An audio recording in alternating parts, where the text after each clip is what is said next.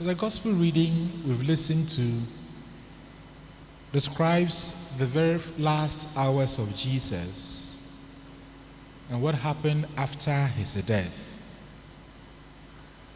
And when John writes to us,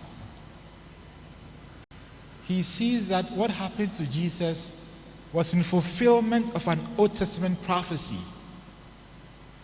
So he gives two quotations from the Old Testament.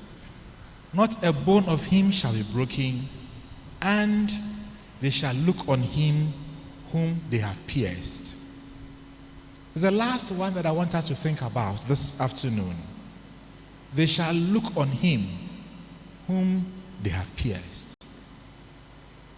Friends, this is one of the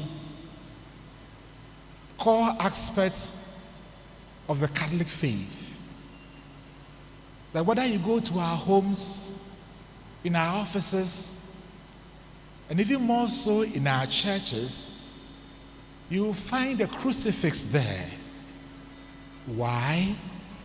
So that among other things, we shall look on him whom they have pierced. And for us, looking on him who they have pierced brings to mind that whole suffering which Jesus went through for our sake.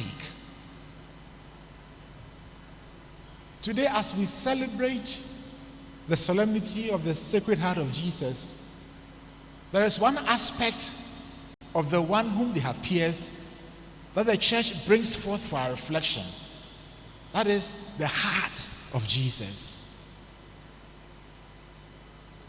One of the things we think about when we are celebrating the feast of the Sacred Heart of Jesus is to reflect on the nature of Jesus' heart.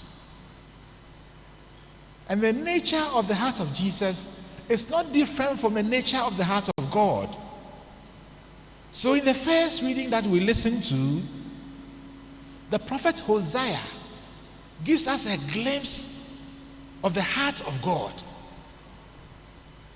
God starts by telling us all the things he did for Israel, comparing Israel to a child and how he loved Israel. But as we know, Israel was always unfaithful. And the natural thing would have been to keep punishing them. But in the book of Hosea, we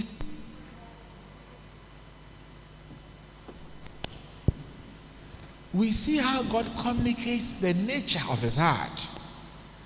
He says, "My heart recoils within me. My compassion grows warm and tender." So instead of being angry and punishing, God says that my heart recoils. My compassion grows warm.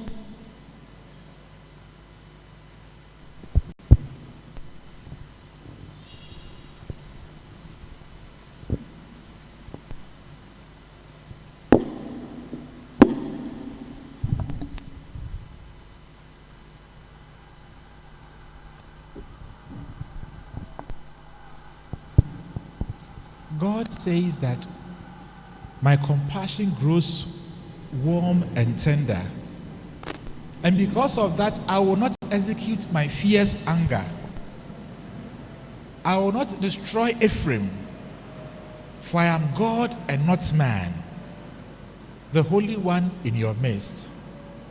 So as we reflect on the heart of Jesus, let us think of God's compassion. That compassion which expresses how rich he is in mercy. And if God is that rich in mercy, then we cannot but always run to his mercy. So the psalmist will pray, "Have mercy on me, God, in your kindness, in your compassion, blot out my offense. Oh, wash me more and more from my guilt, for my sins cleanse me." So my dear friends, today think of God's compassion, how rich it is. Think of the beauty of which is the heart of Jesus, which overflows with compassion. And as you look on him whom they have pierced, think of your own sins and see how in the heart of Jesus you can run for comfort. If the heart of Jesus is so beautiful, then let us also make sure that our own hearts would also become places of love and not places of anger. So that in your own small way, you can also radiate the beauty of the heart of Jesus to others.